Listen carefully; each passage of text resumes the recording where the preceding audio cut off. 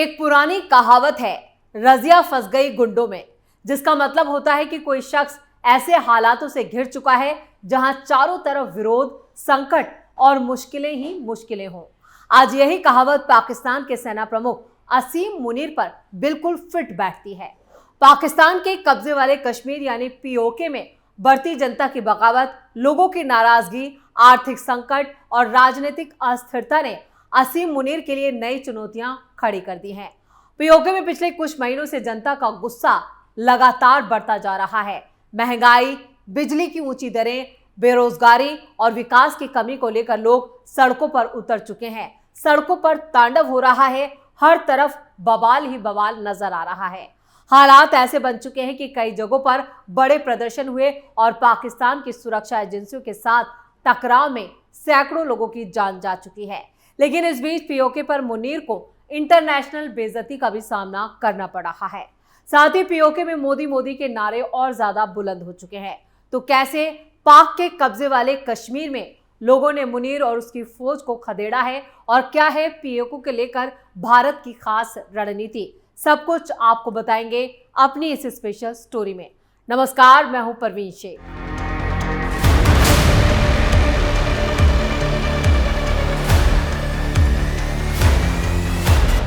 PoK में पाकिस्तानी सेना ने एलओसी के पास वाले गांव में गोलियां चलाई हैं, जिसमें कई लोगों की जान चली गई, जबकि 10 से 15 पीओके के लोग घायल हो गए। पीओके के हालात अब बद से बदतर हो चुके हैं, या कहें कि मुनीर के हाथों से भी निकल चुके हैं। जहां पाकिस्तानी झंडे दिख रहे हैं, वहां उनको फाड़ा जा रहा है। आजादी के नारे अब तक पीओके के मुजफ्फराबाद में लग रहे थे, अब वो एलओसी के पास लगाए जाने लगे हैं। पीओके में भी मुक्ति वाहिनी जैसा क्रांतिकारी संगठन तैयार किया जा रहा है। मुनीर ने एक ऐसी गलती कर दी है जिसके बाद पीओके ने पाकिस्तान से सारे नाते तोड़ लिए हैं। खबरों की माने तो पिछले कुछ महीनों में पाकिस्तान के कब्जे वाले पीओके में पाकिस्तानी सरकार और सेना के खिलाफ नाराजगी काफी बढ़ गई है और पाकिस्तानी आर्मी की दमनकारी नीतियों का विरोध हो रहा है। महंगाई, बेरोजगारी, बिजली संकट और राजनीतिक अधिकारों की मांग को लेकर कई बार विरोध प्रदर्शन हो चुके हैं और अब यह दावा किया जा रहा है कि विरोध सिर्फ मुजफ्फराबाद तक सीमित नहीं है, बल्कि एलओसी के नजदीकी वाले इलाकों तक फैल चुका है। लोगों के विरोध प्रदर्शनों में पाकिस्तानी विरोधी नारे लगाए जा रहे हैं और कुछ जगहों पर पाकिस्तानी झंडों को हटा दिया गया है या उन्हें फाड़ दिया गया है। लोग पाकिस्तानी झंडे को रोंद रहे हैं। पाकिस्तानी सेना प्रमुख असीम मुनीर के सामने इस समय कई चुनौतियां हैं। एक तरफ पाकिस्तान गंभीर आर्थिक संकट से जूझ रहा है, तो दूसरी तरफ आंतरिक राजनीतिक अस्थिरता और सुरक्षा से जुड़ी समस्याएं विकराल हो चुकी हैं। ऐसे में पीओके में किसी भी तरह का व्यापक जन आंदोलन पाक सेना के लिए नई मुश्किलें खड़ी कर रहा है। राजनीतिक विश्लेषक और सोशल मीडिया पर सक्रिय गुटों का दावा है कि पीओके में एक संगठित आंदोलन खड़ा करने की कोशिश हो रही है, जिसका मुकाबला कभी कभी बांग्लादेश की मुक्ति वाहिनी से किया जा रहा है। पीओके में असंतोष की खबरों को सावधानी से देखने की भी जरूरत है, क्योंकि भारत और पाकिस्तान के बीच लंबे समय से ये इलाका राजनीतिक और कूटनीतिक विवाद का केंद्र भी रहा है।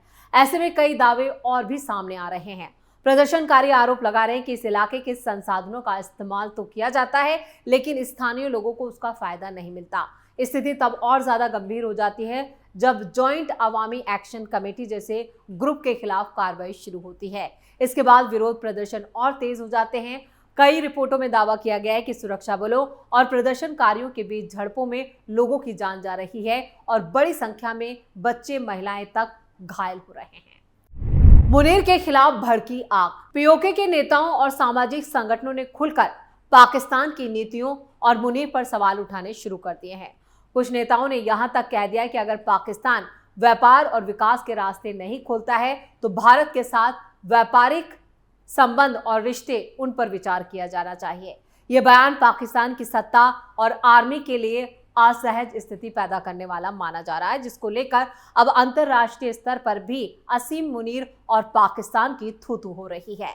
असीम मुनीर के सामने समस्या सिर्फ पीओके तक सीमित नहीं है।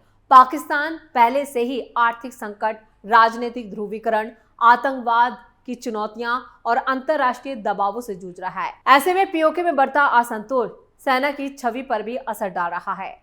कुछ विश्लेषकों का मानना है कि सेना की सख्त कार्रवाई ने हालात को और ज्यादा मुश्किल बना दिया है। पीओके के कई शहरों में विरोध प्रदर्शन के दौरान पाकिस्तान विरोधी और सेना विरोधी नारे सुनाई दे रहे हैं। प्रदर्शनकारियों का आरोप है कि उनकी लोकतांत्रिक आवाज को दबाया जा रहा है। वहीं मोदी मोदी के नारे तक पीओके में सुनाई दे रहे हैं। इधर पाकिस्तान सरकार और सेना का कहना है कि कानून व्यवस्था बनाए रखने के लिए कार्रवाई जरूरी है। राजनीतिक विश्लेषकों का यह भी कहना है कि असीम मुनीर ने एक साथ कई मोर्चों पर लड़ाई छेड़ रखी है, जो उसके लिए अब गले की हड्डी बन गई है। एक तरफ अफगान सीमा पर सुरक्षा चुनौतियां हैं, तो दूसरी तरफ बलूचिस्तान में अलगाववादी गतिविधियां और तीसरी तरफ पीओके में जनता का बढ़ता असंतोष। इन सभी मोर्चों ने पाक सेना की क्षमता और उसकी रणनीति पर सवाल खड़े कर दिए हैं। पीओके में हालात इसलिए भी महत्वपूर्ण हैं क्योंकि पाकिस्तान लंबे वक्त से खुद को कश्मीरियों का समर्थक बताता रहा है, लेकिन जब उसी इलाके में लोग पाकिस्तान की नीतियों के खिलाफ आवाज उठाने लगे तो ये उसके आधिकारिक दावों को और ज्यादा कमजोर करता है। भारत ने भी पीओके में प्रदर्शनकारियों के खिलाफ कार्रवाई को लेकर पाकिस्तान की आलोचना की है, जिससे पाकिस्तान अब अंतर्राष्ट्रीय स्तर पर भी अलग थलग नजर आ रहा है, वो भी पीओके को लेकर। असीम मुनीर के लिए ये स्थिति किसी राजनीतिक भूल भुलैया से कम नहीं है। अगर वो सख्ती दिखाते हैं तो जनता का गुस्सा और बढ़ जाता है, अगर नरमी बरतते हैं तो विरोध आंदोलन और ज्यादा मजबूत हो रहे हैं। यही वजह है कि कई पर्यवेक्षक ये कह रहे हैं कि पीओके का संकट अब सिर्फ स्थानीय आंदोलन यानी जन आंदोलन नहीं रहा, बल्कि ये पाकिस्तान की आंतरिक राजनीति और आर्मी की प्रतिष्ठा से जुड़ा एक बड़ा मुद्दा बन चुका है। कुल मिलाकर रजिया गुंडों में फंस चुकी है। ये कहावत आज पीओके के घटनाक्रम पर एक तरह से बिल्कुल साफ साफ तौर पर लागू होती नजर आती है। बढ़ते विरोध, आर्थिक परेशानियां, राजनीतिक असंतोष, अंतर्राष्ट्रीय नजरों के बीच असीम मुनीर एक ऐसे संकट से घिर चुके हैं जहां हर फैसला नई चुनौती पैदा कर रहा है। पीओके की सड़कों पर उठ रही आवाजें ये संकेत दे रही हैं कि आने वाले वक्त में ये मुद्दा पाकिस्तान की राजनीति और क्षेत्रीय समीकरणों को और ज्यादा प्रभावित कर सकता है। मुनीर पाकिस्तानी सेना को पीओके में डिप्लॉय करने के लिए बलूचिस्तान, फाटा, खैबर पख्तूनख्वा और अफगानिस्तान सीमा से निकाल रहा है, पर जैसे जैसे पाक सेना हट रही है वैसे वैसे बीएलए, टीटीपी के हमले और तेज होते जा रहे हैं। उधर the liberation front of Afghanistan नाम के एक मलेशियाई ग्रुप ने तो डिक्लेयर कर दिया है कि जैसे ही भारत हमला करेगा उसी वक्त हम भी पाकिस्तान पर हमला कर देंगे, और तालिबान सरकार को भी उन्होंने कहा है कि ऐसा मौका फिर नहीं मिलेगा, वो भी डूरंड लाइन तक का हिस्सा इस समय वापस ले लें। सही में आज रजिया गुंडों में फंसी नजर आ रही है। अनुच्छेद 370 हटने के बाद बदला माहौल। अगस्त 2019 में भारत सरकार ने जम्मू कश्मीर से अनुच्छेद 370 हटाकर राज्य का दोबारा से पुनर्गठन किया। इसके बाद भारत ने अपने आधिकारिक मानचित्र में पीओके को भी जम्मू कश्मीर और लद्दाख का हिस्सा दिखाना जारी रखा। केंद्र सरकार कई नेताओं ने सार्वजनिक मंचों से ये कहा कि पीओके भी भारत का हिस्सा है और एक दिन वो भारत में शामिल होगा। इन बयानों ने राजनीतिक बहस को और तेज कर दिया है। पीओके पर पीएम मोदी की 4 रणनीति खास हैं। नंबर 1, कूटनीतिक दबाव। भारत अंतर्राष्ट्रीय मंचों पर लगातार ये रुख रखता है कि जम्मू कश्मीर उसका आंतरिक मामला है और पीओके भारत का अभिन्न हिस्सा है।